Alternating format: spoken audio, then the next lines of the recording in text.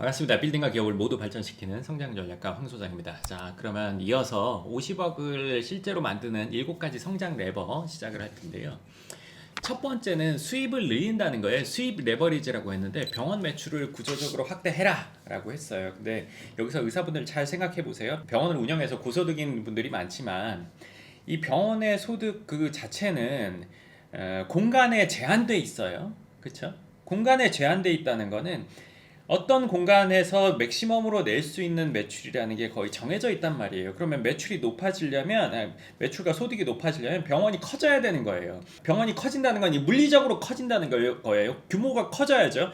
50평 병원보다 100평 병원이 낼 수 있는 매출이 훨씬 더 크니까. 근데 이 병원을 키우는 거, 그러니까 예를 들면 내가 몇 층을 쓰고 있는데 그 아래층이나 위층을 더 임대해서 병원 규모를 키우거나 아니면 병원을 아예 이동해서 키우는 것, 이것은 아까 다른 얘기잖아요. 왜냐면 잘 되고 있는데 여기서 확장하는 건 좀 수월한데 아예 여기서 이사를 가서 크게 한다는 건 사실 쉽지가 않단 말이에요. 근데 내가 같은 건물에서 키울 수 없다면 이사 가서 병원의 규모를 키워야 병원의 매출이 늘어날 수 있는 가능성을 갖는 건 맞단 말이에요. 근데 나는 병원을 옮기기는 그래. 그러면 병원을 이런 식이 아닌 MSO를 통해서 여러 병원을 하는 걸로 병원의 규모를 키우는 거를 해야 된단 말이에요. 근데 제가 여기서 쓴 내용에는 그 내용은 없어요. 왜냐면 이건 사실은 의사분들만 들어야 되는 내용이고 좀 어떻게 보면 예민한 부분이다 보니까 제가 유튜브에도 시스템이 있어야 월 1억 벌 수 있습니다. 이 일반 영상에서도 담았지만 더 디테일한 거는 시스템이 있어야 월 1억 벌 수 있습니다. 2가 있는데 그건 멤버십 영상에 올렸단 말이에요. 그게 그럴 수밖에 없는 게 예민한 내용이고 누구에게나 다 통용되는 얘기는 아니다 보니까 이렇게 나눠서 했는데 근데 뭐 사람에 따라서는 1편만 보셔도 충분히 어떤 실마리를 잡을 수 있는 분들이 있으실 거라고 봅니다. 1편만 보더라도 어떤 분들은 충분히 실마리를 얻을 수 있다고 생각을 하고요. 이 책에서 다룬 거는 병원 시스템화를 해야 된다. 그리고 부원장을 고용해야 된다. 그리고 진료를 어떻게 해야 된다. 병원 내 부가 사업을 어떻게 해야 된다. 이런 내용이 있는데 여기서 이제 의사분들이 제일 고민하는 것 중에 하나가 내가 하던 거를 페이닥터가 와서 하면 나만큼의 효용이 있을까? 그리고 인건비가 들어가는데 그 인건비를 효율적으로 내가 쓰는 것일까? 그리고 내가 그 시간에 진료를 안 한다고 해서 내가 뭘 할까? 이런 것들. 근데 잘 생각해 보세요. 잘 생각해 보세요. 자, 이 생각을 똑같이 하는 사람들이 있어요. 누굴까요? 이거 대부분의 자영업자분들이 하는 고민이에요. 식당을 하던 매장을 하던 매장 기반의 자영업을 하는 분들이 다 이 생각을 한단 말이에요.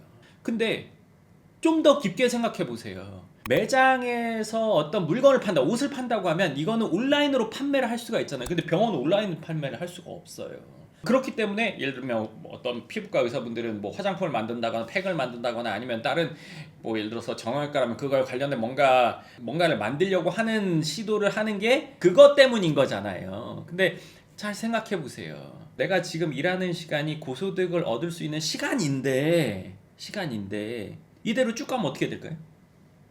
이대로 쭉 가면 물론 고소득이니까 이대로 쭉 가는 것도 나쁘진 않은 거예요. 네. 근데 이거를 높이려면 어떻게 해야 되냐 이거예요. 높이려면 내가 계속 이대로 가면 높아질까요? 마케팅을 좀 더 잘하거나 병원 진료를 좀 더 열심히 하거나 친절하게 하거나 이러면 이게 높아지는데 어디까지 높아질 수 있을까요? 이걸 생각해 봐야 돼요. 근데 대부분은 이걸 생각하지 않아요. 왜? 첫 번째, 본인이 고소득이니까. 굳이 거기까지 생각해야 돼? 그리고 또 하나는 이 삶에 들어있으면서 이 삶을 바깥에서 바라보지 못하고 있어요. 이 정도가 어디야? 라는 생각도 있거든요.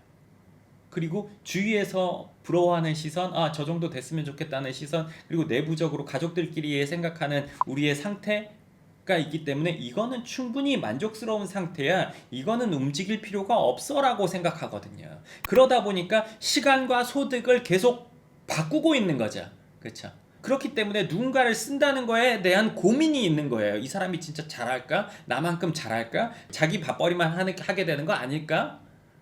라는 생각 때문인데 본인이 시간을 확보해야 병원 시스템이든 아니면 병원의 규모를 키우든 아니면 병원을 MS를 통해서 확장을 하든 이런 것들을 생각할 수 있는 시간이 생기는 거란 말이에요. 근데 내가 그렇게 하면 당장 얼마 손해인데 이거는 그냥 장사의 시각을 벗어나지 못하는 생각이에요. 그런 말 있잖아요. 바쁜 사람이 돈 벌 시간 없다. 물론 지금 이 영상을 보는 분들 중에 의사가 아니거나 소득이 낮은 분들은 뭔 말도 안 되는 얘기야라고 생각하는 분들이 있을 수 있는데, 이제 의사분들은 그 상황에서의 답답함을 느끼죠. 근데 내가 여기서 수입을 더 늘리려면 뭘 해야 될지 생각을 한번 해보세요.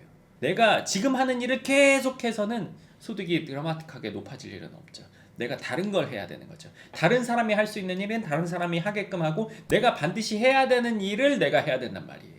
그럼 그게 어느 영역까지인가, 그리고 병원이 어느 정도까지 잘 되는지에 따라서 그거는 조금 영역이 왔다 갔다 할 수는 있어요. 하지만 중요한 건 우린 이걸 알고 있어야 된다는 거예요. 매출을 높이려면 뭘 해야 되느냐는, 월 1억 정도를 번다면 여기에서 정확히 본인이 어느 포지션으로 가야 될지를 판단해야 되는 시점인 것은 명백해요. 그러니까 그걸 꼭 생각해 보세요. 첫 번째는 수입 레버리지를 한다. 병원 매출을 구조적으로 확대하라고 제가 써놨는데, 이거에 대해서 한번 깊게 생각해 보세요. 그리고 두 번째, 세 번째는 일반적인 얘기긴 해요. 생활비와 병원비를 통제하라. 그러니까 돈을 적게 쓰라는 거예요. 소득이 높을수록 돈을 쓰는 비율을 점점 높여가면 결국엔 남는 게 없어요. 그리고 그래도 나 얼마씩 모으는데, 그래도 1년에 몇 억 모으는데, 그게 1년에 뭐 5억에서 뭐 8억 정도 모은다고 해도 본인이 생활하는 거를 커버할 정도의 자산을 만드는 거는 묘연하잖아요. 제 말은 그 말이에요. 본인이 예를 들어서 생활비를 한 달에 300 쓴다. 그러면 1년에 5억 모으면 답이 확실히 있죠. 근데 한 4천 쓴다. 답이 없어요. 1년에 5억, 10억 모은다고 해도. 알고 있잖아요. 네. 그러니까 그 지출도 커팅하는 게 반드시 필요하단 말이에요. 충분히 되고 나서 늘린다. 그 충분히 된다는 거는 내가 얼마를 번다의 기준이 아니라 내 자산에서 얼마가 나온다. 그걸로 생활이 된다. 이거란 말이에요. 그때 가서 늘려도 늦지 않단 말이에요. 왜? 내 소득은 영원히 이어지지 않으니까요. 그리고 이게 소득이 많고 지출이 높을수록 이 얘기를 훨씬 더 깊게 새겨야 된다고 생각해요. 소득이 적고 지출도 적다. 그러면은 얼마간의 돈을 모아도 노후 생활이 됩니다. 근데 예를 들어서 지출이 높다, 소득이 줄어들었어요. 그러면 생활의 질이 팍팍 떨어집니다. 네. 예전에 편했던 것들이 다 불편함으로 다가온단 말이에요. 하나하나 다 직접 해야 되고 뭐 이런 상황이 벌어진단 말이에요. 그런 걸 원하는 사람은 없잖아요. 그러니까 지출 커팅을 하는 거는 꼭 필요합니다. 그리고 세무 설계, 이거는 이제 뭐 잘 하시는 분들, 못 하시는 분들, 그리고 이제 병을 한지 1, 2년 된 분들, 아니면 꽤 오래 한 분들에 따라서 생각하는 부분이나 상황이 조금씩 다른데, 세무적인 거는 꼭 준비를 해야 돼요. 의사분들이 단기간에 돈을 잘 벌다 보면, 단기간에 돈을 잘 번다는 거는 개원하고 6개월에서 1년 사이에 자리를 잡는 경우를 말하는 거예요. 그땐 열심히 일하다 보면 어느 순간 막 돈을 많이 벌고 있고 통장에 돈이 쌓이고 있는데 이거를 내가 그냥 쌓고만 있는 경우들이 많거든요. 근데 그거는 세무적인 부분은 시간을 내서 반드시 상담은 해봐야 됩니다. 그렇지 않고 어느 순간에 나 대비가 안 되는데, 이렇게 되면 안 되는 거잖아요. 그 부분을 그냥 뭐 세무적인 부분을 상담하고 어떤 계획을 세운다는 거를 뭐 일주일 내내 하는 건 아니잖아요. 가서 얘기 들어보고 그거에 대해서 계획을 세우고 하는 거는 해봐야 하루 미만이란 말이에요. 근데 아주 중요해요. 시간이 지나서 그게 내 발목을 잡을 수도 있거든요. 그러니까 그것도 꼭 필요합니다. 자, 그리고 이제 자산 재구성, 묶인 돈을 풀어라 했는데, 이게 돈을 많이 벌고 강제 저축을 하다 보면 무슨 상황이 오냐면, 계속 잔잔한 투자에 사람이 관심을 갖게 된단 말이에요. 오피스텔이나 분양상가나 뭐 펀드나 보험 뭐 이런 것들에 돈이 계속 분산되는 상황이 오기도 해요. 내지는 월 납입이 높은 뭔가를 막 계속 하고 있거나, 이렇게 돼버리면 이거는 많이 벌지만 가용할 수 있는 돈이 적기 때문에 뭔가를 하기가 매우 곤란해요. 이미 뭐 지금 한 달에 얼마 벌면 뭐 펀드나 보험에 얼마씩 나가고 있다. 거기다 고액이다. 그거는 자산가가 되기가 어렵습니다. 그걸 통해서 노후에 뭔가 생활비를 마련한다는데, 그건 물가 상승을 커버하지 못하죠. 자, 그리고 레버리지 준비를 하라고 했는데, 이제 한 주거래 은행을 만들어 놓고 그 주거래 은행과의 거래 내역이나 이런 것들이 좋아지면 이제 대출 부분에 있어서 향후에 이득을 보는 경우들이 있습니다. 저희를 통해서 강남 빌딩을 갖게 되는 경우, 은행도 저희들이 다 섭외를 하는데, 대부분의 경우에는 저희가 섭외한 은행이 본인이 섭외한 은행보다 조건이 좋은 경우가 97, 8% 이상이에요. 근데 아주 드물게 본인의 주거래 은행이 조건이 더 좋은 경우가 있어요. 아주 드물게. 근데 그분이 그 은행과의 거래 실적이 유별나게 좋은 경우가 있는데, 그렇게 만들어 놓으면 건물을 살 때 유리합니다. 그리고 현금 자동화 저축 시스템이라고 했는데 이거는 뭐 여러 사람들이 얘기하는 거긴 한데 쓸 돈과 모을 돈을 구분해 가지고 매달 뭐 자동이체로 돈을 모아야죠. 저는 뭐 의사분들처럼 매달 일정 수익이 들어온다면 그거는 당연히 저축이나 적금을 통해서 목돈을 만들어야 된다고 생각합니다. 그리고 여기에 금지 리스트가 있어요. 뭐냐면 50억을 모으기 위해서 해야 될 일이 있지만 그거를 반대로 그 돈을 모으기 위해서 하지 말아야 될 일들이 있단 말이에요. 우리가 공부를 잘하려면 공부하는 방법을 알고 공부를 열심히 하면 되는데 얘가 안 할 짓을 해요. 예를 들면 뭐 나는 하루에 운동을 5시간은 해야 돼. 이래 버리면 공부할 시간이 없는 거잖아요. 그러니까 여기도 50억을 모으는 과정에서 잘못된 시도, 그러니까 50억을 안 모으려고 하는 게 아니에요. 50억을 빨리 모으려고 하는 행동들이 오히려 그걸 방해하고 있는 일들이 많단 말이에요. 그러니까 뭐 상가 투자한다거나 뭐 오피스텔 한다거나 뭐 코인 한다거나 뭐 지인 투자하거나 아니면 병원에 사업 확장을 한다거나 뭐 이런 것들은 대부분 뭐 현금 흐름을 깨트리는 일이죠. 그거는 내가 아는 사람 그걸로 잘 된 케이스가 있는데요. 아니면 내가 아는 사람은 그걸로 어떻게 됐는데요. 사업이 더 잘 된다는데요. 근데 저는 그거는 특수한 경우이기 때문에 그걸 보편화할 수는 없잖아요. 제가 지금 말하는 이 전 영상과 지금 이야기하고 있는 거는 안정적으로 가는 방법을 얘기하는 거예요. 저는 그렇기 때문에 다른 거에 막 주의 집중하는 것보다 본업을 잘해서 목돈을 모으고 건물을 산다. 이거는 뭐 그냥 확실한 얘기잖아요. 가능성의 영역이 아니라 그냥 되는 거잖아요. 하면 된다. 그게 가장 저는 확실한 과정이라고 생각합니다. 그리고 50억 달성의 현실적 경로, 이제 대부분의 분들이 이런 경로를 통해서 도착하게 되는데 이거는 실제 내용을 한번 읽어보시는 게 좋을 것 같습니다. 그리고 실패를 부르는 잘못된 50억 전략, 이거는 앞서 말한 것처럼 금지 리스트에 대해서 조금 더 깊게 써놨는데 제가 아까 얘기한 것처럼 안정적으로 가는 거에 대한 이야기예요. 그렇죠? 모험성을 가지고 얘기하는 게 아니에요. 저는 지금. 그렇죠? 네. 자, 그러면 이제 200억 강남 빌딩으로 가는 선택지. 그 내용의 첫 번째, 왜 경로 설계가 중요한가에 대해서 이야기를 했는데 이거는 뭘 먼저 하느냐에 따라서 목표를 도달하냐 못하냐가 사실은 정해져 있어요. 아무리 돈을 많이 벌어도 그 순서를 안 지키면 본인이 이룰 수 있는 자산의 맥시멈은 그냥 정해져 있다고 보시면 돼요. 그리고 제가 여기서 하나 더 얘기해 드릴게요. 뭐냐면 우리가 자산가가 되고 부자가 된다는 거는 돈을 많이 번다는 거잖아요. 돈을 많이 벌어서 얘를 잘 지키고 얘가 스스로 불어나게 해준다는 거예요. 근데 여기에 시간 개념을 넣어야 된단 말이에요. 내가 1년 동안 돈을 잘 벌겠다. 3년 동안, 5년 동안, 10년 동안. 네. 근데 자산가가 되고 부자가 된다는 거의 시간 개념은 이게 내가 적어도 죽을 때까지예요. 제가 이야기하는 기준은 내가 죽을 때까지. 그리고 다음 때까지가 더 긴 거죠. 그리고 3대를 거쳐서 아니면 10대를 거쳐서까지예요. 이거는 너무 먼 거야 아니에요. 이건 너무 멀지 않아요? 라고 생각하는 분은 적어도 내가 죽을 때까지 자산가가 된다. 자산가가 돼서 그 자산이 스스로 불어나게 만든다가 중요하단 말이에요. 이 말을 하는 이유는 단기적으로 뭔가를 결정해서는 안 된다는 거예요. 그리고 단기적으로 내가 뭔가를 해서 내 정신을 흐리면 안 된다는 거예요. 그런 거에 흔들리면 안 되는 거예요. 우리가 세운 루트가 있다면 그 루트를 난 따라가서 최종적으로 승리하겠다. 토끼와 거북이 같은 얘기죠. 그러니까 토끼가 한 번에 단기간에 뛰었다가 잠자서 끝난 거잖아요. 그렇죠? 졌잖아요. 거북이는 그대 정해진 자기 속도대로 쭉 가서 이긴 거잖아요. 우리는 이걸 추구해야 된단 말이에요. 그러면 단기적으로 누가 뭘 해서 돈을 벌었다. 그 돈이라는 그 수입이 지속적으로 들어올 수 있는가? 안정적인가? 그걸로 인해서 자산이 계속 불어날 것인가를 생각해야 돼요. 운이 좋아서 번 거를 가지고 우리가 혹하면 안 된단 말이에요. 그런 분들의 미래를 보면 대부분이 도깨비 살림이에요. 확 늘었다가 확 줄었다가 확 늘었다가 확 줄었다가 이렇게 된단 말이에요. 물론 소득이 높은 의사들은 이게 투자를 해서 늘었다가 준다고 하더라도 본인 소득으로 커버가 된다고 생각할 수 있는데 커버가 되는 게요. 언제까지 되냐 이거죠. 네. 투자했다 잘 됐다가 안 됐다가 잘 됐다 안 됐다 반복하면 내가 내 소득으로 커버를 한다고 해도 일정 시점이 되면, 쉽게 말하면 60대 중후반이 되면 그 커버가 안 되는 시점이 온단 말이에요. 근데 이걸로 내 시간을 다 버려버렸잖아요. 그렇게 되면 안 된단 말이에요. 단계적으로 딱 올라가서 여기서 반석처럼 다지고 그 다음에 다음 단계를 올라가고 이렇게 가야 확실한 자산가가 되는데, 누가 이번에 코인으로 얼마 벌었어, 누가 이번에 뭐 주식으로 얼마 벌었어, 좋아요. 그 사람이 그걸 결국 자산화하게 될까요? 그게 정말 힘들어요. 그걸로 벌면 그걸로 승부 보려고 합니다. 그걸로 어떤 목적 금액을 맞추려고 해요. 예전에 난 주식으로 10억만 벌면 좋을 것 같아. 10억 번 사람이 10억 딱 뽑아가지고 뭔가 할까요? 10억 가까울 때쯤 내가 그때 이거저거 했으면 30억 됐을 텐데, 아니다.